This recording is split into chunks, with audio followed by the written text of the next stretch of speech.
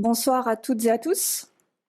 Merci d'être présents ce soir à la MSH pour assister à cette 19e conférence du cycle Écho d'Archéo, qui est présentée par le Musée archéologique de la bataille de Gergovie, le Conseil départemental du Puy-de-Dôme et la Maison des sciences humaines de Clermont-Ferrand.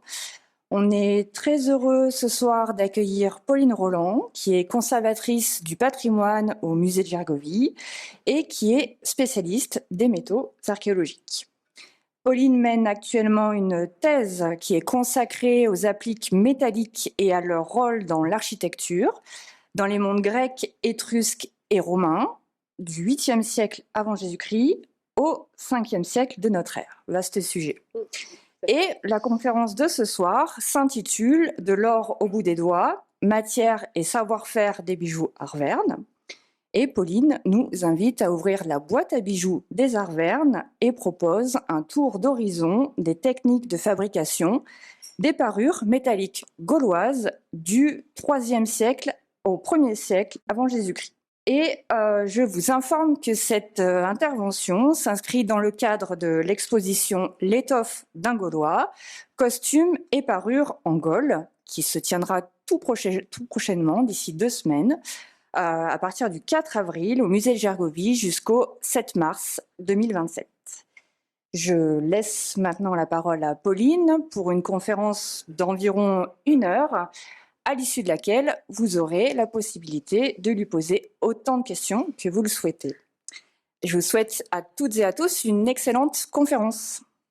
Bonjour à tous, je suis très heureuse d'être présente ce soir à la MSH et en lien avec tous nos partenaires, le département, la MSH et puis donc évidemment le musée de Gergovie dans lequel j'ai la chance et l'honneur de travailler. Donc ce soir, je voulais vous proposer un petit tour d'horizon des techniques, des bijoux Arvernes dans le cadre de l'exposition qui ouvrira dans 2 semaines. Aussi parce que ce sont des matériaux très divers qu'on n'a pas forcément l'occasion de connaître, enfin en tout cas d'apprécier au niveau de leur technique, puisque ce sont des matériaux qui ont des propriétés physiques et chimiques très particulières, qui permettent d'avoir une grande variété d'usages que je vous propose donc de découvrir ce soir. Donc pour commencer, une petite citation de Strabon. Donc à leur franchise, à leur fougue naturelle, les Gaulois joignent une grande légèreté et beaucoup de fanfaronnade, ainsi que la passion de la parure. Alors, il y a beaucoup de clichés qui circulent sur les Gaulois, sur leurs costumes, beaucoup de clichés qu'on va démonter dans notre prochaine exposition, et aussi beaucoup de clichés. Par exemple, quand je vous parle de bijoux gaulois, vous devez tout de suite penser au torque, par exemple. Alors, je vais en décevoir plus d'un, puisque nous n'allons pas avoir de torque ce soir, puisque sur le périmètre qui nous occupe, on a très peu de témoignages de torque, et ce ne sont pas les grands torques en or avec un décor magnifique que l'on peut retrouver à d'autres périodes et sur d'autres parties du territoire français actuel. Donc très rapidement, pour ce soir, je vous propose donc d'abord quelques remarques préliminaires qui vont nous permettre de cadrer un petit peu le périmètre de cette conférence et aussi d'aborder quand même, parce que c'est important, les questions d'usage et de fonction des éléments de parure, parce que ça conditionne aussi les techniques que l'on va mettre en œuvre pour les fabriquer. Et puis ensuite, je vous propose donc de suivre le cycle de vie, on va dire, enfin, en tout cas le cycle de fabrication d'un objet, en partant de la matière. Alors nous, les conservateurs du patrimoine, on a un peu un défaut, c'est qu'on parle beaucoup de matière. Donc on va partir vraiment du matériau dans sa brutalité presque, dans son côté très rugueux, pour aller jusqu'à la fabrication des objets de parure, donc jusqu'au produit fini qui va être porté par la Gauloise ou le Gaulois qui vivait sur le territoire de l'Auvergne il y a 2000 ans. Alors concrètement, pour définir un petit peu le périmètre chronologique et géographique de notre excursion ce soir, on va vraiment s'intéresser à la deuxième partie de la Tène, donc le second âge du fer, sur le territoire de l'actuelle Auvergne. Donc en gros, même on va restreindre ce territoire, on va vraiment évoquer les sites des environs de Clermont-Ferrand. Donc les 3 oppida évidemment, Gergovie, Coran et Gondol, mais également quelques agglomérations antérieures comme Gandaïa par exemple ou le Patural. Et on va pousser un petit peu, on va dire, le spectre chronologique jusqu'au 1er siècle après Jésus-Christ, en gros jusqu'à la conquête romaine, puisque vous allez le voir, ces frontières chronologiques sont quelque peu arbitraires. Elles sont aussi les fruits de l'histoire, de la grande histoire. Mais en fait, on a des interpénétrations, des échanges culturels, techniques qui s'opèrent, et technologiques qui s'opèrent avant la conquête et qui vont perdurer évidemment après. Donc concrètement, j'aime bien aussi commencer par la question des sources, puisque comment est-ce qu'on peut savoir tout ce qu'on vous partage aujourd'hui? C'est une question essentielle pour les archéologues. Et évidemment, la première des sources, ce sont les sources matérielles, donc les objets qui sont parvenus jusqu'à nous. Donc ici, une capture d'écran qui vous montre toute une variété d'objets, de parures qui sont conservés au musée Bargouin, que je remercie très sincèrement de leur partenariat pour notre exposition. Et ce sont ces objets-là qui vont nous donner aussi beaucoup d'informations sur les techniques de fabrication, évidemment, puisque cela laisse des traces sur les objets et ça nous renseigne évidemment également sur les matériaux. Le second type de source, ce sont les sources iconographiques, c'est-à-dire les représentations des techniques ou des artisans ou des outils que l'on peut trouver sur toute une variété de supports, donc des vases par exemple, des stèles funéraires, etc. Et par exemple, ici, vous avez une stèle funéraire où on voit un forgeron manifestement qui tient ces outils qui nous donne des informations. Alors, bon, c'est pas un grand scoop. Les outils du forgeron n'ont pas beaucoup changé depuis les Gaulois, mais ça nous donne quand même des informations aussi sur leur statut social, sur leur nom, ce qui est toujours assez intéressant et nous ramène. Je tiens à le dire, même si peut-être ce sera pas très clair dans cette conférence, ça nous ramène aussi aux humains qui sont derrière tous ces objets, les humains qui les ont fabriqués, mais également les humains qui les ont portés. Et on est dans une discipline archéologique, historique, qui est une discipline de l'étude de l'homme. Donc ces objets-là sont les seuls témoignages qui nous restent, mais qui doivent nous permettre de voir les humains qui sont derrière tous ces objets. L'autre type de sources, ce sont les sources textuelles. Alors, les Gaulois n'ont pas écrit de grands livres, de grands traités, comme les Grecs et les Romains ont pu le faire, mais on les connaît de manière indirecte, notamment justement par leurs contemporains, qui ont pu nous donner des informations. Alors, à prendre avec des pincettes, on est d'accord, puisque ce sont des témoignages indirects, qui témoignent aussi d'impressions qu'ils ont pu faire sur leurs contemporains, donc qu'il faut regarder avec une certaine distance, mais néanmoins, ça nous donne des informations, ne serait-ce que sur leur réputation, sur les impressions qu'ils ont pu laisser, et c'est un témoignage important. Donc une citation de Strabon ici, je ne vais pas vous lire, mais qui vous montre l'impression que les Gaulois ont laissée sur l'abondance de l'or chez les Gaulois. Alors là encore, je risque de vous décevoir parce que nous n'allons pas avoir beaucoup d'objets en or ce soir, mais c'est une source importante qu'il ne faut pas oublier. Alors, moins connu du grand public, ce sont les données de l'archéométrie.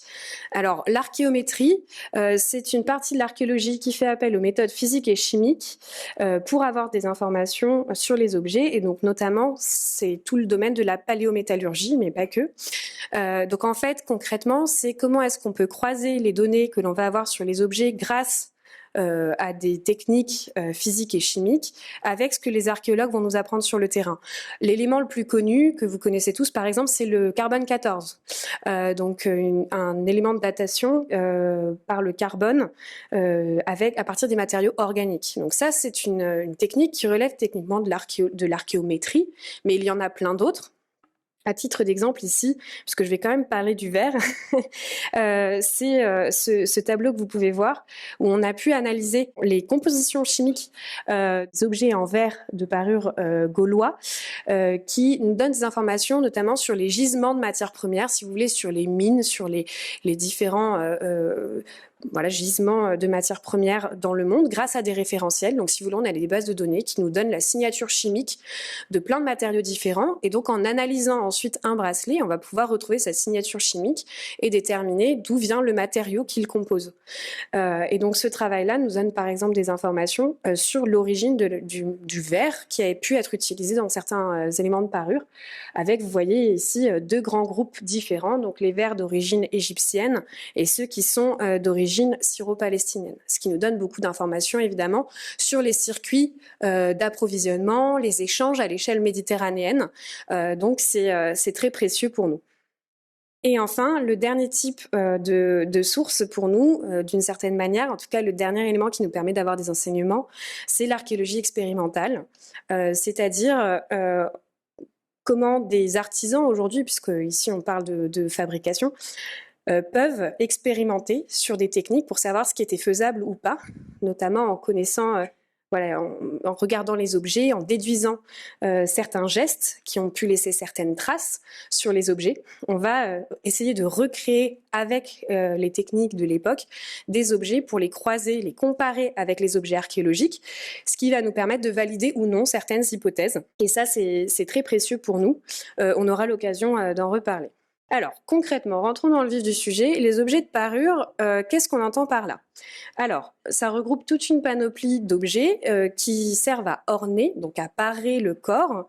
Certains peuvent avoir une fonction utilitaire quand même. Par exemple, les fibules, ce sont des objets, c'est comme des pinces, des épingles à nourrice, si vous voulez, qui étaient utilisés pour tenir les vêtements. Donc, ils avaient une vraie fonction, mais ils ont pu avoir aussi une fonction décorative, c'est-à-dire avoir ajouté à l'esthétique, on va dire, de la personne. C'est pour ça qu'on les incorpore dans cette catégorie des objets de parure. Et puis après, on a des choses que vous connaissez, évidemment, ça n'a pas beaucoup changé, les bagues, les colliers, les bracelets, les perles. Donc ce sont des éléments qu'on va venir assembler pour les porter sur notre corps et faire passer un certain nombre de messages. Alors, je tiens tout de même à attirer votre attention, par exemple, que dans cette boîte à bijoux des Arvernes, vous ne trouvez pas certains types d'objets de parure d'aujourd'hui. Par exemple, vous ne trouvez pas de boucles d'oreilles. Donc, jusqu'à preuve du contraire, sur le territoire, on n'a pas de boucles d'oreilles qui ont été retrouvées. Donc, ça peut sembler curieux, mais peut-être que des découvertes ultérieures nous prouveront le contraire. Mais aujourd'hui, on ne peut pas ranger les boucles d'oreilles dans cette boîte à bijoux des Arvernes. Alors, qu'est-ce qui fait qu'on choisit un bijou plutôt qu'un autre? Et qu'est-ce que ça nous dit aussi de ces sociétés humaines qui sont derrière ces objets de parure qui sont arrivés jusqu'à nous? Alors le premier critère, c'est le plus évident auquel on pense quand on pense à des bijoux, c'est le côté esthétique. C'est beau, ça vient encore ajouter à notre charme, à notre apparence, etc. Donc on va avoir ce critère esthétique qui, pour nous, est celui qui vient le plus rapidement en tête, mais qui n'était peut-être pas le critère dominant à cette époque-là. Un autre élément qui joue dans le choix des bijoux, ça peut être aussi le genre. Alors ça, c'est des choses qu'on peut déduire grâce à l'archéologie. Par exemple, sur le territoire arverne, au niveau statistique, on a pu se rendre compte que, de manière générale, pour les bijoux qui étaient trouvés en contexte funéraire, donc dans des sépultures, les bijoux en bronze étaient plutôt l'apanage des femmes, alors que les bijoux en fer étaient plutôt préférés par les hommes. Donc ça nous pose des questions. Alors il faut, soit c'était une question de goût, on préférait alors le bronze à l'état non corrodé, puisqu'aujourd'hui ce qu'on voit c'est souvent des objets qui sont bruns, verts, mais à l'état non corrodé c'est presque doré, c'est un peu la couleur de l'or. Donc soit c'est une question de goût, on préfère quand on est une femme avoir un bijou plutôt doré, et quand on est un homme un bijou plutôt blanc argenté qui est la couleur du fer non corrodé. Soit ça peut être aussi une question de forme, puisqu'en fait on voit des types de bijoux qui sont plutôt associés à un matériau ou à un autre, notamment pour des questions techniques, parce qu'il est plus facile de faire ce type de bijoux avec telle technique, tel matériau, et dans ce cas-là, la question de la couleur ne joue pas forcément. En tout cas, ça peut être un élément qui a pu influencer le choix d'un bijou. Un autre élément, c'est bien sûr la catégorie socio-économique, c'est-à-dire naturellement un bijou, même encore aujourd'hui, un bijou ça a un prix, ça n'a pas le même prix en fonction du matériau dans lequel il est fait, ça n'a pas le même prix en fonction de sa complexité de mise en œuvre, et donc ça va jouer sur naturellement son prix et la dimension symbolique et la fonction presque sociétale de ce bijou. Si vous avez un bijou en or, vous allez afficher davantage votre richesse que si vous avez un bijou en fer, parce que c'est un matériau qui est plus noble, qui est plus cher. Ça signifie également que vous avez la capacité économique et financière de mettre de l'argent dans un objet de mettre beaucoup d'argent dans un objet qui n'a pas d'utilité.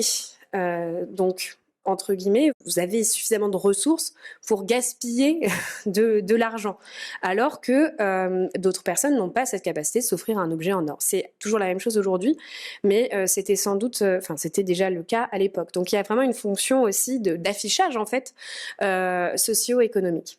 Et enfin, il y a aussi tout un ensemble de propriétés physico-chimiques qui ont pu être attribuées aux différents matériaux, qui nous échappent un petit peu aussi parce qu'on manque de sources là-dessus. Ce sont des propriétés, par exemple, ésotériques ou prophylactiques. Il y a certains matériaux, on le sait, qui ont pu être associés à, comme des talismans, si vous voulez, ça éloigne la maladie, ça éloigne le mauvais sort d'une certaine manière.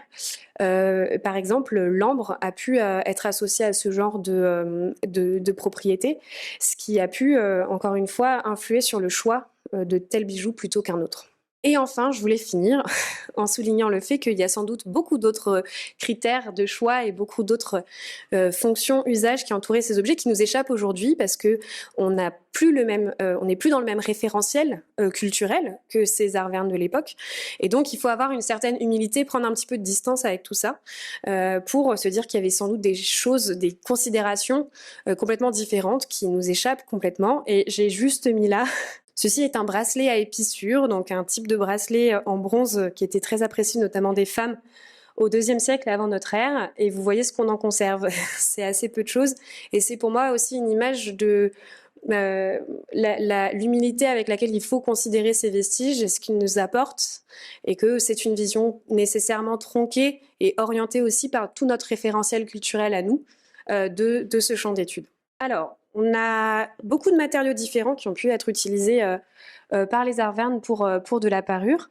Donc, on a de l'or et des métaux précieux, donc or et argent. Alors, pas beaucoup. Et souvent, ce sont des objets d'importation, donc on en parlera assez peu. Vous avez beaucoup d'objets naturellement en fer et en alliage cuivreux. Alors, alliage cuivreux, en fait, c'est du bronze, donc un alliage, un mélange de cuivre et d'étain. Donc, j'emploierai indifféremment alliage cuivreux et bronze ce soir. Donc, j'espère que vous ne m'en voudrez pas. Techniquement, on dit alliage cuivreux, mais par raccourci, je dis souvent bronze. On a également donc les pierres semi-précieuses qui ont pu être utilisées, notamment associées à du métal pour faire des bagues. Le verre qui est l'une des matières que les Gaulois de manière générale et les Art Verne ont excellé dans leur mise en forme. Et puis vous avez naturellement l'ambre. La lignite, alors je suis désolée, vous ne voyez pas très bien la photo, c'est une matière organique fossilisée. Donc c'est très très dur, mais il y a fort longtemps c'était une matière organique. Et puis vous avez notamment l'os qui a pu être utilisé pour faire des bagues ou des perles. J'attire votre attention encore une fois que l'archéologie est une discipline qui est nécessairement tronquée et qui est conditionnée par la conservation des matériaux. Or, il y a certains matériaux qui se dégradent très très rapidement et donc qui ne sont pas arrivés jusqu'à nous. Et on peut supposer, et même affirmer, je pense avec une relative certitude, que certains matériaux organiques étaient utilisés pour faire des bijoux, notamment les fibres textiles, les fibres animales, végétales.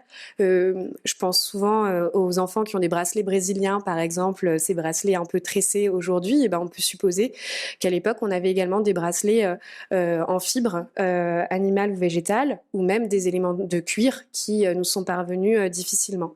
Donc à ne pas oublier évidemment dans notre tour d'horizon. Si on reprend donc le cycle de vie de l'objet que je vous proposais de suivre ce soir, eh bien tout part de la matière. Donc comment est-ce que on va obtenir cette matière ? Et puis aussi la question de où est-ce qu'on va obtenir cette matière, puisque les hommes ne vivent pas nécessairement à proximité d'un gisement de matière première, de tout temps d'ailleurs. Donc c'est une vraie question. En ce qui concerne le verre, puisqu'on va quand même parler un petit peu de verre ce soir, le verre, donc c'est un matériau de synthèse qui est composé d'un mélange de silice, de fondant et de stabilisant. C'est un matériau qui va avoir cette spécificité d'être travaillé par les Gaulois uniquement pour les objets de parure. C'est assez exceptionnel. Ils ne vont pas faire de vase, par exemple, comme les Romains. Ça va vraiment être réservé au domaine de la parure. Mais le verre n'est pas un matériau qui est produit sur le territoire, l'actuel territoire français. Il est donc importé. Et c'est là où on retrouve notre petit tableau qu'on a vu tout à l'heure. puisque vous voyez ici que grâce à nos analyses physico-chimiques, on a pu retrouver les gisements de provenance du verre avec deux groupes bien distincts, donc un groupe de verre égyptien et un groupe de verre syro-palestinien, qui se succèdent en fait dans le temps. C'est-à-dire que au début du travail du verre par les Gaulois, on va plutôt travailler les verres d'origine égyptienne, et puis d'un coup, ça change. On ne trouve plus de verres d'origine égyptienne et on va avoir des verres d'origine syro-palestinienne, ce qui témoigne d'une rupture dans l'approvisionnement dans les circuits commerciaux, peut-être d'une crise dans la production de ces matériaux en Égypte. Et ce qui est intéressant aussi pour nous, c'est que ça nous fournit des critères de datation pour ces objets s'ils sont trouvés hors contexte. On peut savoir en analysant leur composition s'ils relèvent plutôt, on va dire, d'un travail précoce du verre ou plutôt d'un travail tardif. Donc ce verre, il est importé de l'autre bout de la Méditerranée. Donc ça nécessite toute une organisation économique. Ça nous donne beaucoup d'informations sur le fait que les Gaulois, en fait, ils n'étaient pas isolés, ils étaient inscrits dans un réseau d'échange à l'échelle européenne qui permet l'acheminement de ces matériaux jusqu'en Auvergne en l'occurrence. Alors concrètement, en gros, pour fabriquer du verre, il faut mélanger ces différents éléments, donc principalement du sable et des fondants. Et on a retrouvé en Égypte notamment des fours qui permettaient de faire cette cuisson, un petit peu ce mélange. Ce qui est assez étonnant, c'est qu'il faut 15 à 30 jours pour que le verre soit formé, donc 15 à 30 jours de cuisson et de refroidissement pour obtenir ensuite une sorte de grande dalle de verre qu'on va venir casser pour former des modules de verre qu'on va pouvoir exporter. Donc 15 à 30 jours pour fabriquer ce verre, ça vous donne aussi une idée de l'implication qui est nécessaire pour fabriquer ce matériau, des ressources qui sont nécessaires aussi en termes forestières, même pour entretenir le feu, etc. Donc c'est pas un matériau anodin, c'est un matériau qui a vraiment une valeur aussi économique qui peut devenir une valeur ensuite, comme on l'a dit, acquérir une dimension symbolique, sociale importante. Et ensuite, donc, ce verre, comme je vous l'ai dit, va voyager pour atterrir dans les différents territoires gaulois, mais pas que. Et ici, vous avez ces deux exemples de ces blocs de verre qui vont voyager. Donc, un qui a été trouvé dans une épave, pas très loin de Toulon, et qui témoigne de ce transfert maritime à l'échelle de la Méditerranée. Et puis, un autre bloc de verre qui a été trouvé à Gergovie, donc qui est arrivé à destination, on va dire, mais qui n'a pas eu le temps d'être travaillé pour devenir un objet en verre. Concernant les métaux, donc le fer, par exemple, alors on le rencontre à l'état natif, mais c'est très rare. Donc à l'état natif, ça veut dire pur, mais c'est extrêmement rare. Par contre, on va le retrouver sous forme de minerai.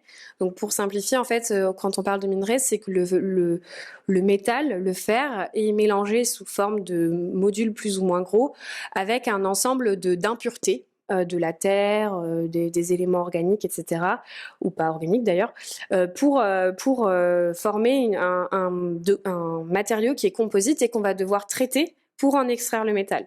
Donc l'hématite, par exemple, c'est le minerai de fer qu'on rencontre le plus fréquemment dans la nature et qu'on va devoir traiter pour obtenir le fer.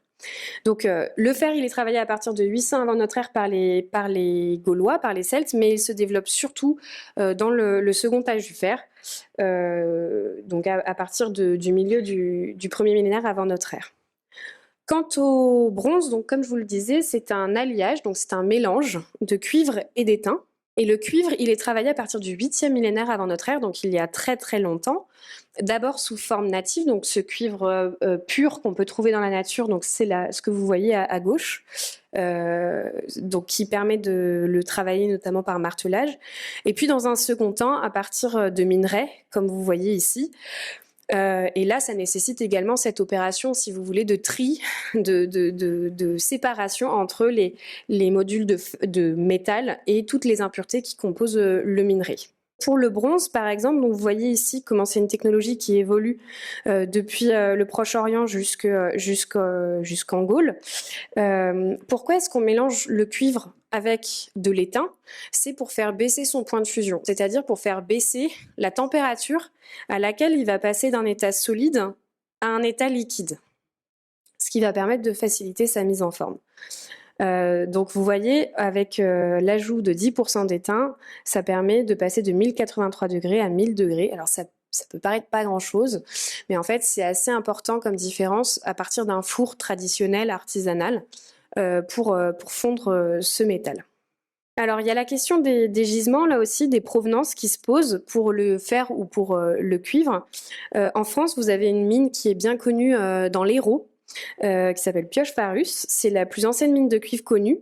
Elle a été utilisée du 4e millénaire jusqu'au Moyen-Âge quasiment de manière ininterrompue. Et donc, ça, c'est assez intéressant puisqu'on retrouve des témoignages d'exploitation de cette mine pour toutes les époques. Donc, que ce soit pour le cuivre ou pour le fer, sur les mines, on a pu utiliser la méthode de l'abattage au feu pour aider à l'extraction du minerai. Donc, ça fragilise en fait la roche et ça permet de décrocher des modules de minerai beaucoup plus facilement. Et ensuite, on va broyer ce minerai pour déjà dégrossir, si vous voulez, ce minerai et les éléments qui sont plus riches en métal que d'autres. Et on va ensuite procéder à l'opération qu'on appelle l'opération de réduction. Alors c'est une opération très complexe où on va passer par des phases successives de chauffe et de décantation du métal dans des grandes cuves pour séparer donc le métal lui-même des impuretés donc qui, comme je vous le disais, composent le minerai. Et ça va laisser dans les fourneaux ce qu'on appelle des scories, donc c'est des déchets, si vous voulez, de cette opération de réduction qui, pour les archéologues, sont très riches en enseignements puisque ça nous permet de savoir, d'identifier déjà que c'était un atelier de travail du métal et qui va nous permettre aussi de nous donner des informations sur la composition de ce métal et donc, comme je vous le disais tout à l'heure, grâce aux techniques archéométriques, la provenance éventuelle de ce minerai.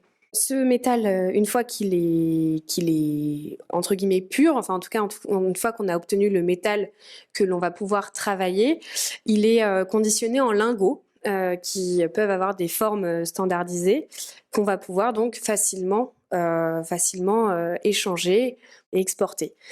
Puisque de manière générale, tout ce travail de traitement de la matière première, de réduction, de mise en forme, de préparation de la matière première, se fait naturellement à proximité des gisements, à proximité des mines, puisqu'on n'a pas l'intérêt, si vous voulez, d'acheminer des kilos et des kilos de cailloux. C'est beaucoup plus intéressant de le traiter près de la mine pour obtenir des lingots qui, eux, sont prêts à exporter directement. Donc ici, vous avez par exemple, encore une fois, des lingots qui ont été trouvés dans une épave au large de la Turquie, des lingots de cuivre de forme standardisée, comme vous pouvez le voir, qui étaient ensuite exportés dans toute la Méditerranée. Alors concernant les arvernes, ici vous avez une carte qui vous permet de voir les différents gisements métallifères que vous avez dans le sud de la France actuelle. Et en fait, ce que l'on voit, c'est que ce sont principalement des gisements d'or en jaune et d'argent en gris, mais on a assez peu de gisements notamment de cuivre ou d'étain qui sont donc importés. Alors le cuivre, comme je vous le disais, on peut le trouver notamment dans l'Hérault, mais l'étain par exemple doit être importé des îles britanniques. Donc là encore, ça suggère vraiment un réseau de commerce, d'acheminement à une échelle européenne qui dit aussi quelque chose de la valeur économique de ces matériaux. Donc ensuite, il y a la question, comme je vous disais, de comment est-ce que, donc, une fois que notre matériau arrive sur son territoire, on va procéder à la fabrication du produit fini. Donc le matériau, il arrive sous forme de lingots ou de modules, on a vu de verre, qui sont préformés, et on va le mettre en œuvre. Donc là, c'est une mise en œuvre qui se fait pour le verre ou pour le métal dans des ateliers spécialisés. Alors, il y a beaucoup de questions sur les artisans qui peuvent se poser. Par exemple, comme vous pourrez le découvrir dans notre exposition, on a beaucoup de questions qui se posent sur les artisans, les personnes qui ont pu produire des pièces textiles, où on se demande si c'était plutôt une activité domestique ou une activité spécialisée. C'est pas forcément évident de trancher. Pour ce qui concerne le verre et le travail du métal, ce sont quand même des artisanats qui sont très techniques, qui demandent des infrastructures qui sont des infrastructures lourdes, avec des fours, voilà, des techniques qui sont des techniques assez complexes. Donc on suppose avec une relative certitude que ce sont des artisans spécialisés qui ont produit ces objets. Là encore, comme aujourd'hui, on avait sans doute différents niveaux chez ces artisans-là, avec des artisans un petit peu, on va dire, de base, et puis des artisans, des maîtres beaucoup plus qualifiés qui vont pouvoir fabriquer des objets beaucoup plus complexes. Donc, concernant le verre, comme je vous le disais, c'est cet artisanat vraiment typique des Gaulois qui le réserve à la parure. Et le premier élément que l'on va voir, c'est la fabrication des perles. C'est en fait, sur la théorie, assez facile. Il suffit, entre guillemets, de mettre des morceaux de verre, des blocs de verre dans un creuset, dans un four. Votre verre va devenir un peu visqueux. Et ensuite, avec une baguette métallique, principalement en fer, que l'on appelle un ferret, on va prélever, vous voyez ici, une noisette de métal qu'on va enrouler version spaghetti, si vous voulez, autour de notre baguette pour obtenir une petite quantité de matière. Et ensuite, on va venir écraser l'extrémité de notre baguette sur une surface plane, puis éventuellement retravailler la perle à l'aide d'une pince pour lui donner une forme régulière. Et puis, voilà, vous avez votre perle. Alors, pour que celle-ci se détache bien du ferret, on a pu mettre de l'argile autour du ferret qui va permettre ensuite, une fois que la perle a refroidi, de bien pouvoir l'enlever sans problème de notre tige en fer. Alors ça donne des objets comme ceux que vous avez à l'écran. Donc ce sont des perles que l'on appelle tauriques, qui sont assez caractéristiques des 2e siècles et début du 1er siècle avant notre ère chez les Gaulois. Ce sont des perles, en gros, en forme de donut. Vraiment, elles ont cette forme un peu rebondie qui est assez caractéristique. Et elles étaient associées entre elles principalement, a priori, pour faire des colliers et sans doute également des bracelets, mais principalement des colliers. Et on a toute une palette de couleurs qui ont pu être obtenues, notamment par l'ajout d'oxyde métallique dans la préparation du verre, qui va permettre d'obtenir tantôt des bleus, tantôt des pourpres, tantôt des jaunes, etc. Ici, vous voyez sur l'exemplaire de gauche un petit effet arc-en-ciel. Alors ça, alors généralement les enfants trouvent ça très joli, mais en fait, c'était pas voulu à l'époque, et c'est l'oxydation du verre, puisque le verre s'oxyde, et donc en surface, il va former cette petite couche blanchâtre avec des reflets arc-en-ciel, qui n'est pas une bonne nouvelle quand on travaille dans la conservation, puisqu'en fait, ce sont des petites écailles qui vont avoir tendance à sauter très facilement et qui vont conduire à une perte de matière. Donc voilà, donc le verre s'oxyde également, comme le bronze ou le fer. Alors, ça, c'est pour la perle basique, on va dire. Si jamais vous voulez obtenir un décor, il y a des opérations supplémentaires que l'on peut mettre en œuvre pour obtenir ce décor. Et là, ici, vous voyez sur ce dessin, alors pour information, c'est un maître verrier qui s'appelle Joël Kless qui travaille de manière expérimentale pour retrouver les techniques des verriers gaulois. Et vous voyez ici qu'avec un second ferret, ici, il vient appliquer sur la surface de la perle un autre verre sous forme de filet qui va pouvoir venir dessiner des dessins, des motifs sur la surface de la perle. Et ensuite, celle-ci va être reprise et lissée, si vous voulez, dans son décor ou pas. Donc ici, vous avez plusieurs exemples. À gauche, on a juste ajouté des petits nodules de verre jaune sur une perle en verre bleu pour créer ces petits yeux, on dit parfois, sur la surface du métal. Ici aussi, vous avez un décor où on a appliqué successivement du verre blanc et du verre bleu pour créer ces motifs de cercles concentriques. Et enfin, à droite, vous avez un exemple de motif de damier qui en fait, manifestement, les Gaulois aimaient beaucoup les carreaux puisqu'ils avaient des costumes à carreaux et donc ils ont fait aussi des perles à carreaux. Donc ici, vous avez un motif de damier donc, qui est obtenu par l'ajout de filets alternativement bleu clair et bleu foncé sur la surface de cette perle. Je résiste pas au plaisir de vous montrer 2 autres exemplaires, puisque ce sont quand même des objets assez exceptionnels qui ressemblent pas vraiment à ce qu'on a dans notre référentiel de bijoux aujourd'hui, mais qui apportent beaucoup de couleurs et même de mouvements en fait dans ces objets. Donc ça, c'est pour les perles. Et ensuite, il y a les bracelets. Les bracelets en verre, c'est vraiment une production très caractéristique des Gaulois et qu'on ne trouve pas ailleurs. On trouve des perles en verre chez d'autres populations, chez d'autres civilisations, notamment grecques, levantines, etc. Mais on ne trouve pas de bracelets en verre. C'est une spécificité des Gaulois. Et pendant des années, on n'a pas compris comment ils les fabriquaient. On s'est dit, ils ont dû être moulés, mais en fait, non.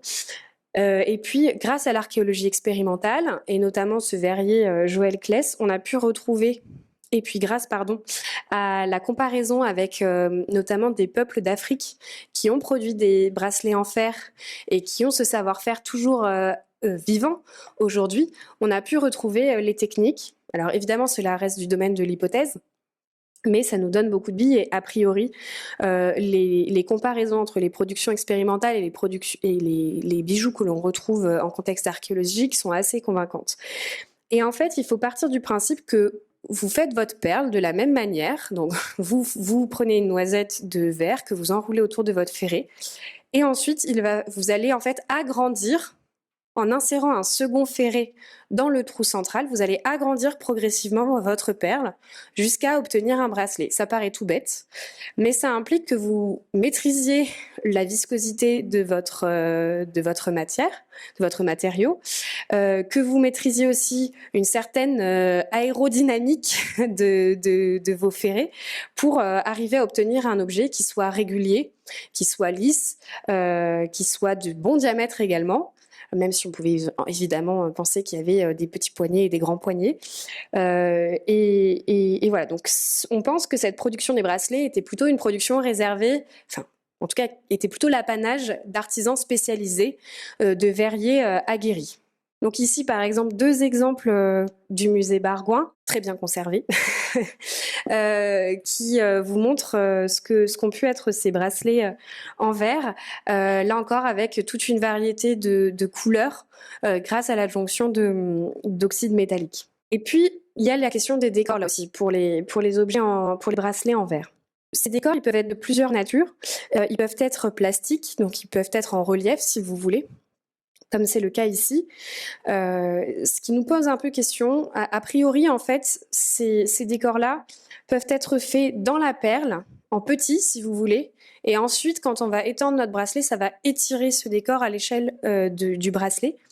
Mais parfois, c'est pas si simple que ça, et on se pose la question de savoir s'ils n'ont pas été faits une fois que le bracelet avait déjà atteint sa forme finale et incisé, si vous voulez, dans le bracelet. Donc ça reste, il y a encore des questions techniques qui se posent aujourd'hui, mais ça donne des objets très beaux. Alors c'est très subjectif, mais personnellement, je trouve que ces bracelets sont quand même assez remarquables. Dans le genre des productions qui nous échappent en termes techniques, vous avez ces fameux bracelets à bourgeons ou à nodules, comme vous avez ici à gauche. Il y a eu beaucoup de tentatives pour recréer ces décors, et au jour d'aujourd'hui, les verriers ne savent pas les refaire. Quand on les voit, on pense tout de suite que c'est du moulage, qu'on utilise un moule dans lequel on va fondre le verre, mais en fait, c'était pas une pratique des verriers gaulois. Donc, on ne sait pas comment ils sont faits, et voilà, ça nous permet de garder une part de mystère et du travail pour les chercheurs à l'avenir. L'autre type de décor, c'est un décor de filet, comme on a pu voir en fait sur les perles. Et ici, vous avez un fragment conservé aussi au musée Bargoin. Vous voyez ce filet jaune en partie supérieure qui ne pose pas beaucoup de problèmes en termes de réalisation. Il s'agit, entre guillemets, juste d'appliquer un filet d'un verre différent sur la surface de notre objet. Alors, concernant le métal, on a plusieurs types de techniques qui sont pratiquées. Contrairement à ce qu'on pourrait croire, en fait, les techniques ne sont pas forcément l'apanage d'un matériau. C'est-à-dire, on dit souvent, le fer, on va le forger, et le bronze, on va le couler. En fait, c'est pas si simple. On a des bronzes qui sont forgés et des fers qui peuvent être coulés. Donc, le travail de forge, c'est quelque chose que vous connaissez tous, qui consiste à frapper un métal sur une enclume avec un marteau, avec un système de chauffe successive pour redonner sa plasticité au métal qui refroidit rapidement.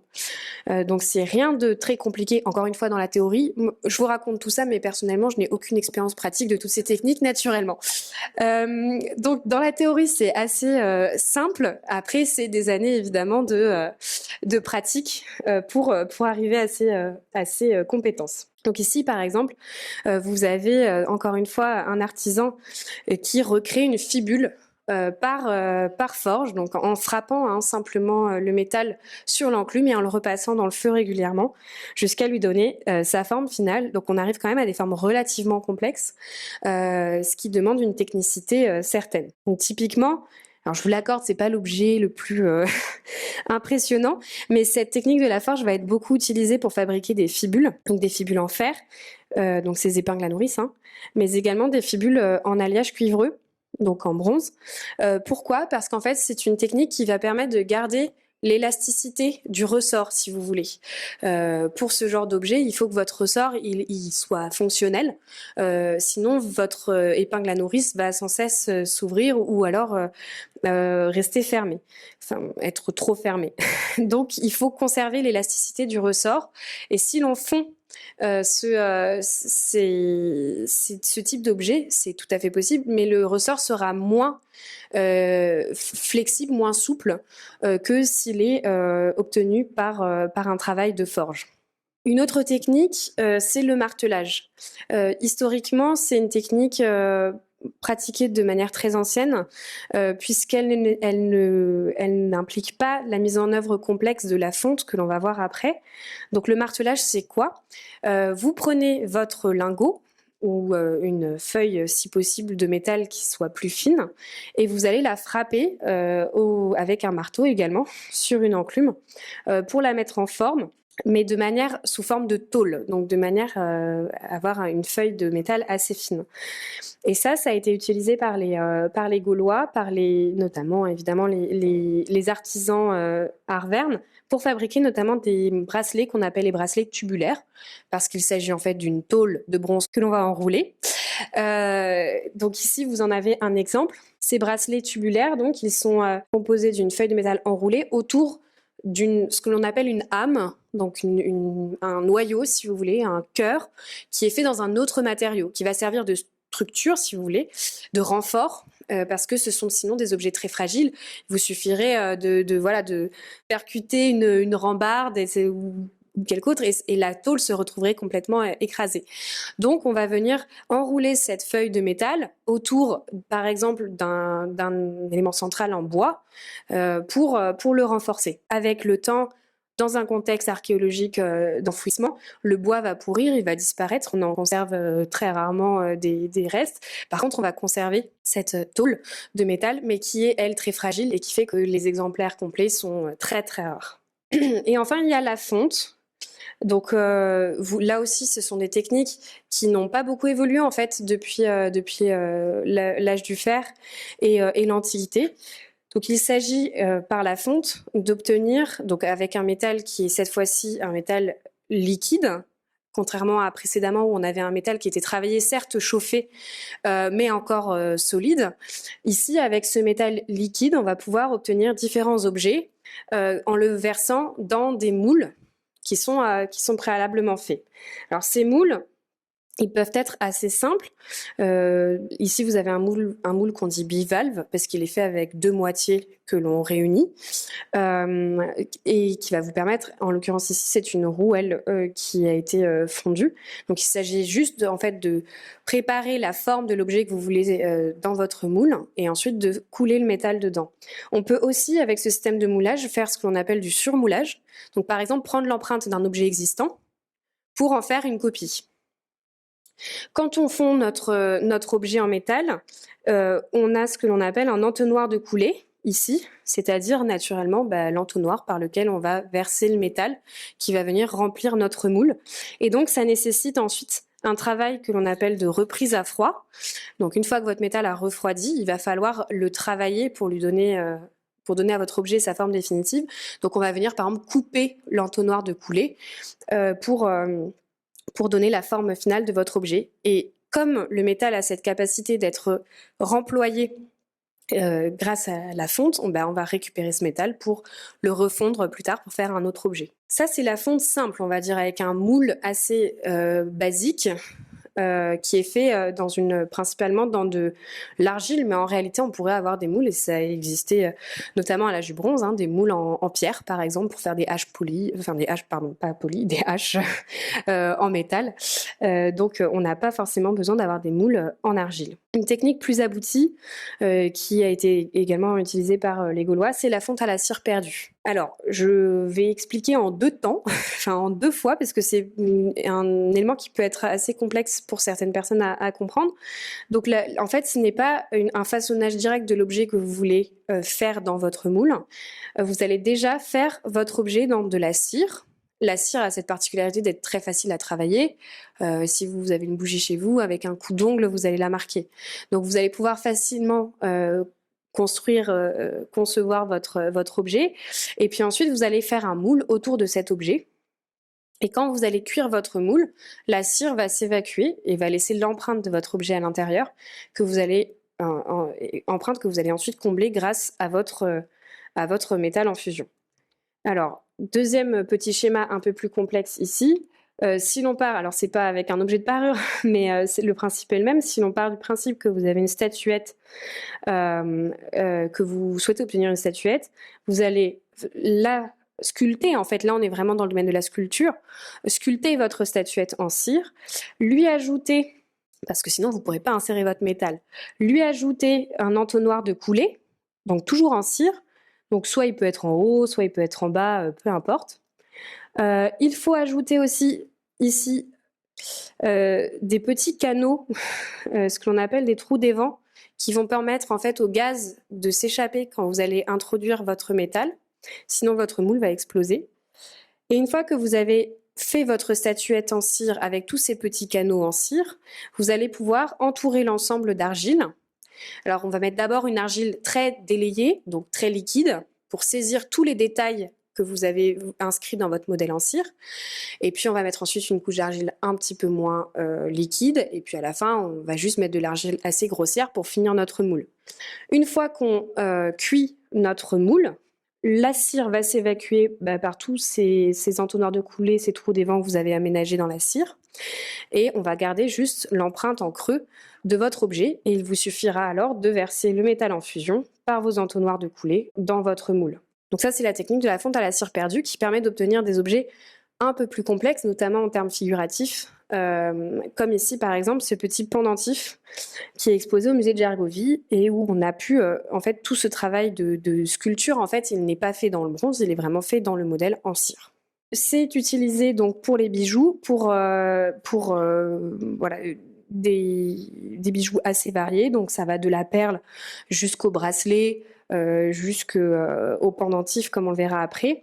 Ça permet notamment d'obtenir très facilement des systèmes décoratifs qui vont ici de la simple mouluration. Alors, encore une fois, un autre exemple de simple mouluration qui a pu être obtenu dans le modèle en cire, mais des outils beaucoup plus complexes qui sont impossibles à obtenir par un travail de forge ou de martelage. Donc en fait, tous ces objets-là que vous voyez, ce sont des objets qui relèvent plus du travail d'un sculpteur que d'un travail d'un bronzier. Donc en fait, si on a le même artisan qui produit ces objets, c'est un artisan à double casquette. C'est un artisan qui maîtrise le travail de sculpture du modèle en cire et qui maîtrise par ailleurs la technique de la fonte à côté. Donc ici, à gauche, un petit pendentif et à droite, une fibule qui présente ce petit lion sur son arc. Après avoir mis en œuvre le métal, on va pouvoir passer au décor. Donc vous avez votre objet dans sa forme grossière, on va dire, et on va pouvoir passer au décor. Alors l'avantage de la cire perdue, c'est qu'on va pouvoir faire beaucoup de ces détails directement dans le modèle en cire et que quand votre objet va sortir de son moule, il aura déjà beaucoup de ces éléments de décor qui seront présents. Donc ça, c'est le point très positif de la fonte à la cire perdue, mais ça n'exclut pas de reprendre certains détails ensuite à froid, et donc c'est ce qu'on va voir. Alors, je chipote sur le vocabulaire, mais en réalité, très peu de personnes font la différence entre ciselure et gravure. On dit tout le temps c'est un décor gravé, mais en fait, on distingue donc la ciselure qui implique un enfoncement de la surface de l'objet, de la gravure qui implique un enlèvement de matière.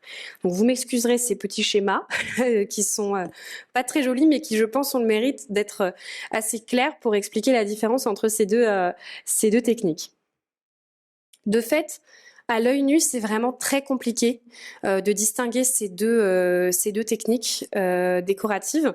C'est pour ça que dans le langage courant, on emploie de manière uniforme gravée ou ciselée. Sur cette fibule, par exemple, à arc continu, on a un travail de reprise à froid qui a été fait pour créer ces décors de chevrons sur l'arc de la fibule, qui est assez minutieux et répétitif. Mais là encore, ça témoigne d'une volonté de s'investir dans le caractère décoratif de cet objet et de lui conférer davantage de valeur. Donc c'est simple, avec un poinçon, on va venir inciser la surface du métal pour inscrire ce décor. Concernant les objets qui sont obtenus par fonte, comme je vous le disais, souvent le décor est prêt, voire totalement conçu dans l'objet en cire, mais on va pouvoir le reprendre après pour le préciser, puisque la fonte ne permet pas forcément d'avoir des détails extrêmement précis, donc on va pouvoir le repréciser après la fonte. Alors, petit excursus pour quand même vous montrer un objet en or assez emblématique des éléments de parure retrouvés sur le territoire, conservé au musée Bargouin. C'est une paire de fibules. Donc vous voyez, on a deux fibules, donc c'est deux épingles à nourrice qui sont reliées par une chaînette en or. Alors pourquoi je m'étendrai pas dessus? Parce qu'en fait, c'est sans doute pas un objet de fabrication locale et c'est sans doute même pas un objet de fabrication gauloise. C'est un objet qui est vraisemblablement importé d'Italie et même peut-être d'Italie du Sud, donc de tradition hellénistique, comme on dit, puisqu'en fait, ce système de chaînettes que vous voyez qui relie les deux fibules, ça relève d'une technique que les Gaulois ne connaissaient pas et ils ne savaient pas monter des chaînettes de cette finesse-là. Et donc, on sait que ce n'est pas une technique qu'ils ont pu mettre en œuvre sur cet objet, qui est par ailleurs obtenu par travail, pour ce qui concerne les fibules, qui est par ailleurs obtenu seulement par travail à froid. On n'a pas de fonte à la cire perdue pour ces fibules. Elles sont en fait obtenues par travail d'un fil d'or que l'on va étirer, tordre, aplatir, mettre en forme, avec juste un petit élément de questionnement sur ces protubérances que vous avez ici au niveau de l'arc, qui pourraient avoir été fondues, c'est-à-dire qu'on aurait en fait fondu un fil d'or avec déjà ce renflement présent avant de tordre le fil, et puis on va reprendre cette petite excroissance qui aurait été fondue avec le fil d'or pour la travailler à froid, pour la ciseler, la décorer, la mettre en forme avec ses différentes moulurations. Donc c'est un objet exceptionnel, mais malheureusement ce n'est pas un objet de fabrication locale. Dans les décors que peuvent recevoir les objets de parure, on a tout ce qui relève de ce que l'on appelle les traitements de surface. Donc comment on va intervenir sur la surface des objets pour leur donner un traitement esthétique notamment supplémentaire. Et vous avez par exemple tout ce qui relève de l'argenture, ça se dit, et la dorure. Donc l'argenture, c'est comme son nom l'indique, c'est juste appliquer une couche d'or en surface des objets pour créer un contraste chromatique. Alors j'attire votre attention là encore sur le fait que le bronze, quand il n'est pas corrodé, il a plutôt la couleur de l'or, enfin il est d'un doré on va dire un peu plus mat que l'or. Et donc là, c'est très visible sur cet objet, ce contraste vert-gris, enfin vert-gris-blanc, vert-argent, mais à l'époque c'était plutôt or, enfin couleur or et couleur argent. Un autre exemple conservé à Gergovie, où là on a un exemple de dorure, donc pour rehausser cet objet. Il y a aussi une dimension évidemment socio-économique à prendre en compte, c'est-à-dire qu'en faisant cela, vous allez masquer enfin en tout cas diminuer, cacher le matériau principal de votre objet, en l'occurrence ici le bronze, pour donner l'impression que c'est une fibule en or, donc que vous êtes d'une catégorie socio-économique plus aisée. Sur ces objets-là, vous voyez aussi, au-delà de la dorure et de l'argenture, un système d'incrustation d'argent. Vous avez ces petits décors de vaguelettes qui sont ici, où là, en fait, c'est la même chose. Si on va insérer un fil d'argent dans une cavité qui est préalablement aménagée, ça veut dire qu'on va en fait, soit dans notre modèle en cire, soit dans notre objet après fonte, on va venir aménager une sorte de petite rigole, si vous voulez, creusée, dans lequel on va ensuite venir déposer et marteler un fil d'argent qui va donc venir se loger dans cette cavité pour dessiner ce décor. Alors, je vous avoue que j'ai mis cet objet plus pour la beauté de celui-ci que pour ça, voilà. Disons que les incrustations ne sont pas très abondantes sur cet objet. Et vous voyez ici, on a juste appliqué, je ne sais pas si vous le distinguez bien, une petite goutte d'électrum. Donc l'électrum, c'est un mélange d'argent et d'or sur cette partie pour créer là aussi un contraste chromatique. Encore une fois, il faut imaginer cet objet non pas vert mais plutôt doré. Et donc ça va créer un contraste chromatique qui va ajouter à la valeur décorative de l'objet qui est déjà assez développée. Dans le registre des incrustations, on a aussi tout ce qui relève des pierres semi-précieuses qui vont pouvoir être montées sur les objets. Alors là, en fait, c'est une pratique qui est une pratique proprement romaine. Les Gaulois ne font pas de bagues à entaille, c'est pas dans leur culture, on va dire. C'est vraiment une production qui va se développer au contact des Romains, et ce, même avant la conquête romaine, par des phénomènes d'acculturation. L'élite arverne notamment va vouloir porter des objets qui se rapprochent des objets des productions romaines. Et donc, on va avoir ces bagues à entaille qui pourraient être, pour l'essentiel, en fait, des objets d'importation et non pas des productions locales. Sur les bagues à entaille, le terme entaille ne vous est peut-être pas familier, mais en fait, ce sont des pierres semi-précieuses comme la cornaline qui vont être sculptées, gravées en creux pour dessiner un décor, pour former en fait des sortes de sceaux, si vous voulez, à la différence des camées. Les camées, ce sont les pierres semi-précieuses également, mais qui sont gravées, qui sont sculptées en relief. Donc les entailles, c'est en creux. Donc on peut avoir des décors assez complexes, assez minutieux. C'est assez difficile à prendre en photo parce que ce sont des pierres qui ont souvent une transparence assez importante, donc qui posent des soucis en termes de jeu de reflets pour les prendre en photo, et qui sont des objets très petits avec un décor extrêmement minutieux. On a pu retrouver notamment dans le monde romain des loupes avec notamment du cristal de roche qui ont été utilisés dans le cadre de la décoration, de la fabrication de ces entailles. Donc pour conclure, on a vu qu'il y a beaucoup de matériaux différents qui ont été employés par les artisans gaulois pour obtenir des bijoux de formes assez variées.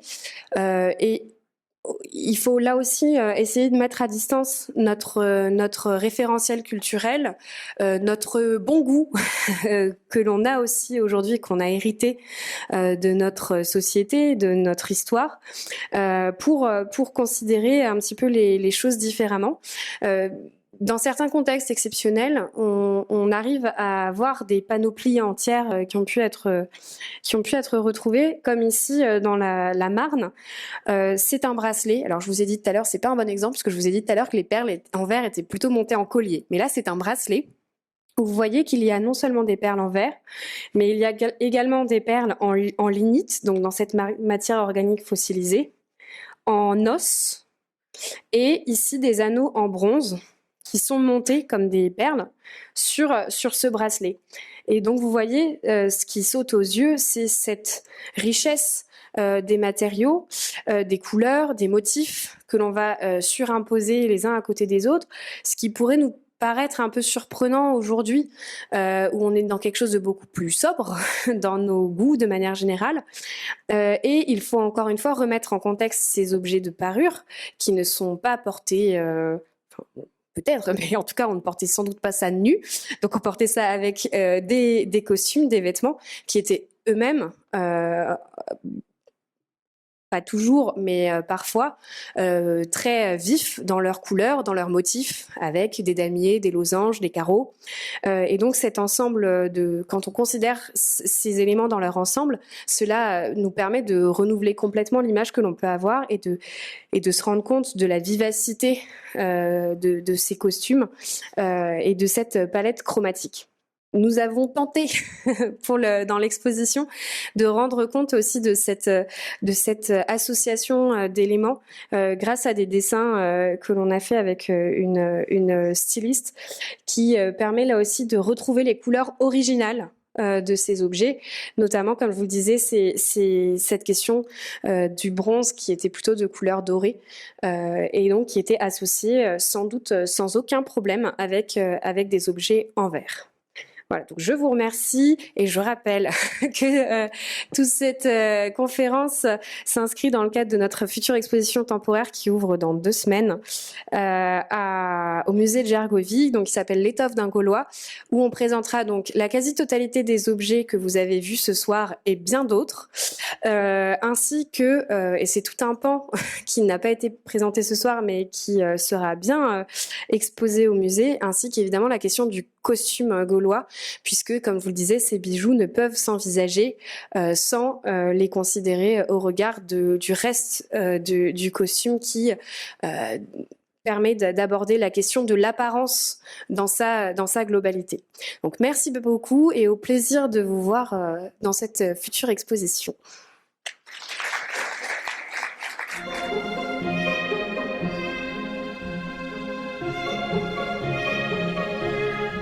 Merci beaucoup, Pauline, pour cette belle conférence, brillante comme une boîte à bijoux. On a hâte de découvrir l'expo dans 2 semaines. Voilà. Est-ce que vous avez des questions à poser à Pauline ? Alors, vous avez dit que, a priori, certains matériaux étaient plus pour les hommes que pour les femmes. Je crois que le fer était pour les hommes et le bronze pour les femmes. Est-ce que vous savez si les perles, elles étaient portées indifféremment, ces belles perles à carreaux ou spiralées, si elles étaient portées par les femmes ou les hommes, ou les deux ?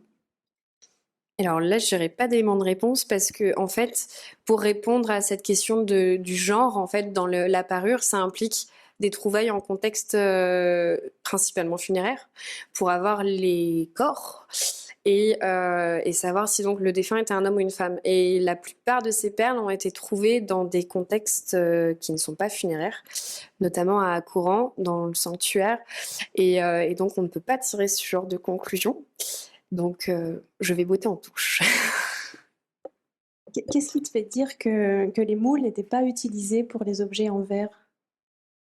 Alors là, moi, sur les objets en verre, je suis pas spécialiste.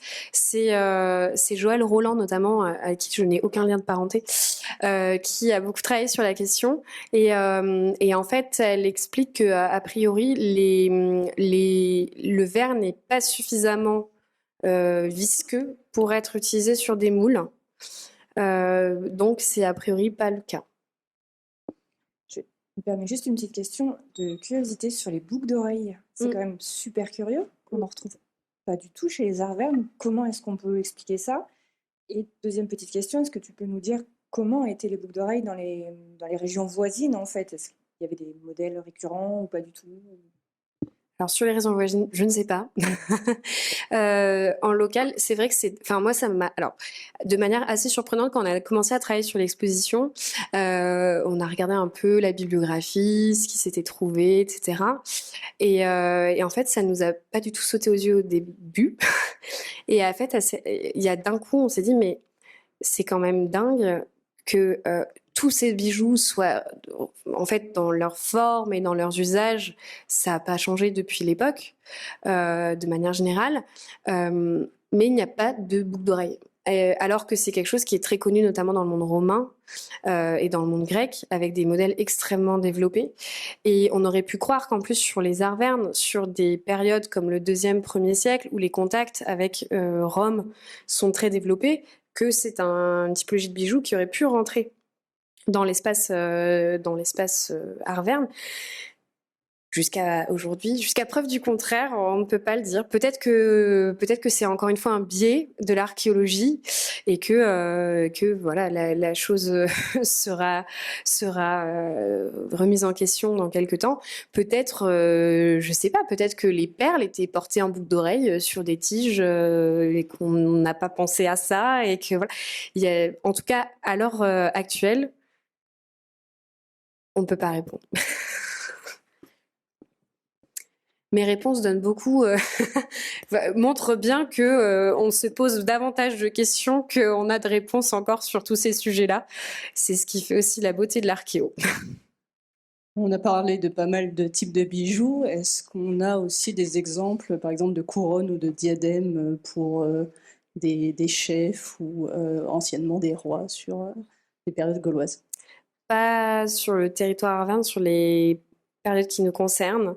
C'est vraiment quelque chose qu'on ne connaît pas. Il y a aussi un élément dont on n'a pas parlé. C'est tous les éléments qui relèvent...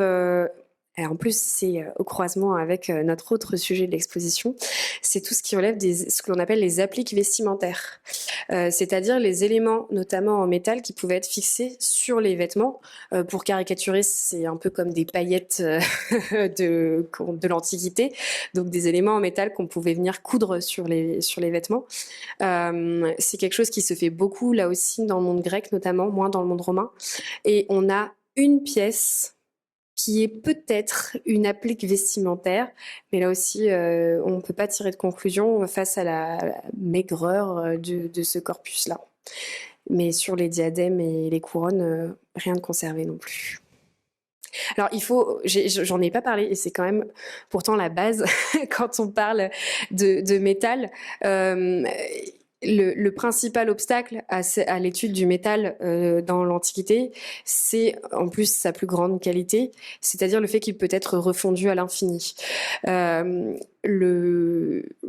Cet élément-là fait que les objets cassés, ou pas d'ailleurs, sont régulièrement refondus pour récupérer le métal et le remployer.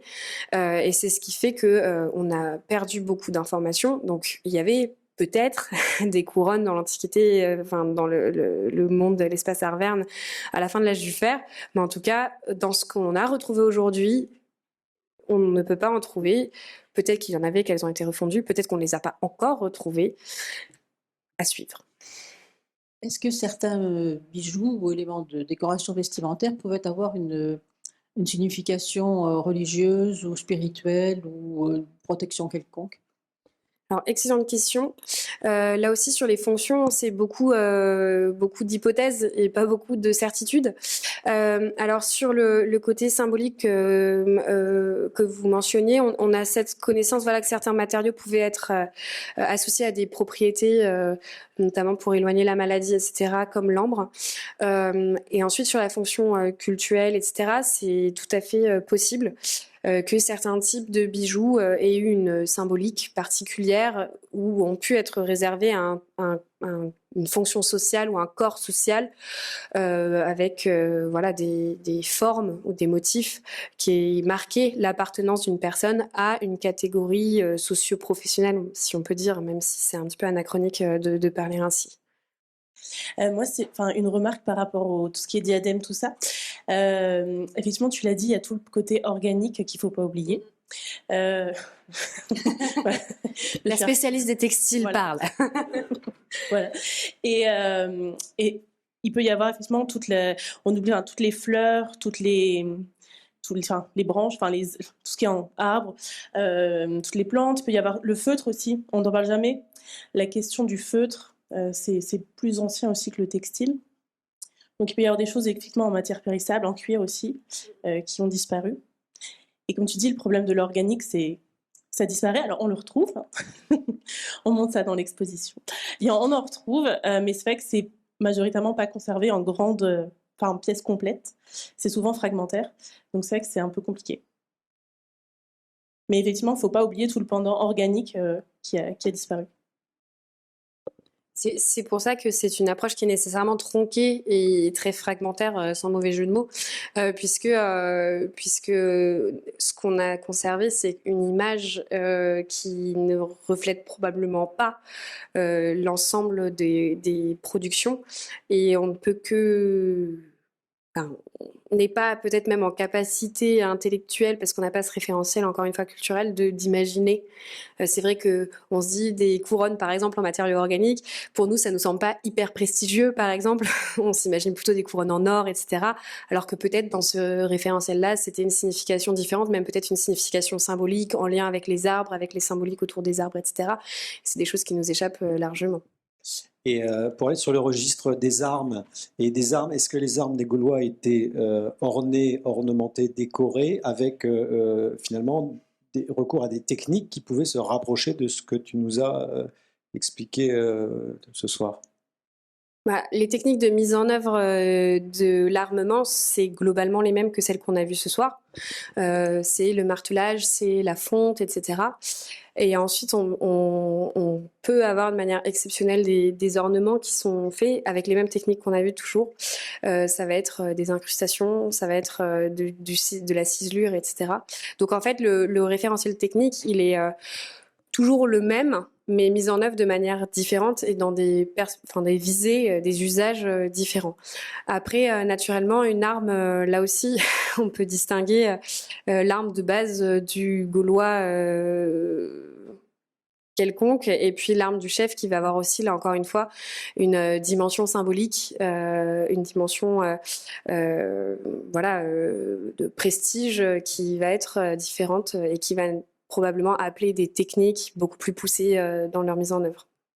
Vous aviez dit que la mise en œuvre de ces parures était principalement faite dans des ateliers. Ma question, c'est est-ce qu'on en a trouvé dans la région, par exemple des quartiers dans les Oppida, ou alors on suppose que c'était principalement importé? Excellente question. Des lieux de production. Alors, sur le travail du métal, on retrouve des ateliers. Comme je vous le disais, on retrouve notamment par tout ce qui est déchets de fonte, notamment ces scories, ou les ratés, ce qu'on appelle les ratés de fonte, par exemple, donc les objets qui ne sont pas bienvenus à la fonte. Donc ça, on en retrouve. Aujourd'hui, ça appelle en plus un protocole de fouille très particulier qui va nous permettre de récolter le maximum d'informations, notamment au niveau technologique, sur la mise en œuvre du métal. Donc c'est très précieux. Donc on sait qu'il y en avait au niveau local, notamment à Gergovie, mais aussi à Courant, par exemple. On sait qu'il y en avait au niveau local. C'est plus difficile parfois de saisir quel type de production ils avaient. Et même, on se pose la question de savoir si même on peut caractériser cette production. C'est-à-dire, est-ce qu'un même atelier est spécialisé dans la production d'armes, ou est-ce qu'il peut produire tout à la fois des armes et des objets de parure, puisque comme on l'a vu, les techniques sont relativement similaires. Donc il est probable qu'il y ait quand même une séparation des productions, mais là encore on reste dans le domaine de l'hypothèse. Il faudrait qu'on retrouve un atelier où il y ait tout encore en place. ce serait génial. Dans la question des lieux, il y a aussi la question pour les bijoux particulièrement, des lieux de vente, ou en tout cas d'échange du produit fini. Est-ce que ces objets, ils étaient mis en vente dans des boutiques ou pas? Est-ce que les gens allaient directement l'acheter ou voir le commander chez un artisan ou pas? Ça, c'est des choses qui nous échappent relativement largement. Concernant le verre, c'est un des grands mystères, encore une fois, de l'archéologie, c'est que dans l'espace celtique, dans l'espace français même, enfin actuel français, on n'a retrouvé aucun atelier de verrier pour l'instant. C'est soit qu'il n'y en avait pas, mais c'est peu probable, soit c'est que on ne maîtrise pas encore la caractérisation de ce lieu de production pour pouvoir l'identifier en fouille, soit qu'il ne nécessitait pas nécessairement d'infrastructures suffisamment lourdes pour laisser des traces. C'est-à-dire, on l'a vu là sur notre site de fabrication du verre en Égypte. Là, ça demande des infrastructures très lourdes pour faire notre mélange, notre cuisine, pour obtenir le matériau, la matière première. En revanche, pour fondre le verre et obtenir votre objet, c'est relativement simple à partir du moment en termes d'infrastructure. Donc, est-ce que c'est juste qu'on pouvait faire ça un petit peu n'importe où et donc ça ne laisse pas de traces? Ça, c'est possible. Donc là, aujourd'hui, on dit qu'il n'y a pas d'atelier de verrier caractérisé sur l'espace français, mais c'est peut-être qu'on n'est pas en mesure de les identifier. Au niveau des bijoux en verre, est-ce qu'on a pu trouver toutes les couleurs ou est-ce qu'il y a des couleurs particulièrement rares ou absentes? Très bonne question. Alors, c'est en fait conditionné aux oxydes métalliques qu'on rencontre dans la nature et qui vont permettre de colorer le verre. Alors, je vais juste revenir en arrière parce que là, vous voyez par exemple ce bracelet, il apparaît vert. En fait, c'est la photo qui veut ça, mais il est plutôt vert clair, un peu verdâtre, pas très joli en vrai. En fait, par exemple, c'est assez rare d'avoir du vert, enfin du vert vert, la couleur verte, dans les objets de parure, puisque c'est assez compliqué. Enfin, il n'y a pas d'oxyde métallique qui permet de l'obtenir. Mais en revanche, quand on fait un vert naturel, non colorisé par des oxydes métalliques, il se charge de cette teinte un peu verdâtre, bleuâtre, mais qui est sa couleur naturelle en fait. Le verre transparent tel que nous on le connaît aujourd'hui, par exemple pour un verre dans lequel on boit, c'est un verre qui nécessite l'ajout d'éléments chimiques supplémentaires pour le rendre transparent et translucide, non coloré. Donc en fait, on a globalement une palette quasi complète qui peut être utilisée sur le verre, sauf le verre, sauf dans sa teinte non colorée. Je ne sais pas si c'est très clair, mais voilà. Donc, de manière générale, on a quand même, si on repasse sur les diapos précédentes, on a beaucoup de bleu qui est utilisé, beaucoup de pourpre aussi qui est utilisé, qui d'ailleurs, là encore, a pu acquérir peut-être dans un second temps une dimension symbolique, puisque la pourpre, ça, dans le monde romain notamment, ça a une symbolique impériale, prestige très forte. Mais voilà, on a une palette relativement large. Moi, je voulais savoir si, donc en importation, j'ai bien compris, on importait de la pâte de verre, enfin, ou Du verre. Du verre. Et du coup, alors, est-ce que nos arvernes, ils exportaient des bijoux? Est-ce qu'on a pu retrouver des bijoux arvernes ailleurs? C'est une bonne question, pas beaucoup. Dommage. On sait par les textes qu'ils avaient, notamment les bracelets en verre étaient vraiment reconnus comme une production caractéristique des arvernes, assez prestigieuse, qui attirait l'attention notamment pour les Romains. Donc on a pu en exporter, mais pas de manière massive. Est-ce qu'on sait si ces bijoux précieux avaient une fonction uniquement décorative de parure ou s'ils étaient utilisés aussi dans les échanges commerciaux, par exemple, comme monnaie ou pas? Alors, c'est une bonne question. Ils ont pu être utilisés. Déjà, il y a des échanges qui se font d'export de produits finis, et ils ont pu être utilisés aussi. Alors, comme monnaie d'échange, c'est difficile à savoir. Par contre, on sait notamment pour cet objet, on suppose qu'il s'agit plutôt de cadeaux peut-être diplomatiques. Qui sont faits, notamment dans le contexte de la conquête romaine, par exemple par des dignitaires, on va dire, romains, à des personnalités influentes, on va dire, de la société gauloise, qui aident Rome de manière plus ou moins directe. Et en fait, on sait, alors par un jeu de recherche, que les doubles fibules comme celle-ci, par exemple, avaient une valeur assez particulière, été employé dans un contexte assez particulier à Rome, notamment au début réservé à des soldats qui avaient ou des chefs de guerre notamment, ou des personnages diplomatiques. Et donc on suppose qu'ils ont pu utiliser ces objets comme une marque de reconnaissance, ou en tout cas comme un gage un remerciement pour une personnalité gauloise qui aurait prouvé ses bonnes intentions par rapport à Rome. Donc c'est pas directement dans le cadre du commerce comme un élément de troc, par exemple, qui serait venu remplacer la monnaie. Ça a sans doute dû exister dans les faits, mais on sait qu'il y a pu avoir ces cadeaux diplomatiques. Merci beaucoup, Pauline. On était ravis de te recevoir. On se retrouve donc tous dans 2 semaines au musée de Gergovie Tout à fait. pour l'exposition Étoffe d'un Gaulois. Et puis côté message, j'en profite pour vous dire que ce sont cette année les 20 ans et on vous attend donc nombreux. Merci beaucoup et très bonne soirée à toutes et à tous. Merci à vous.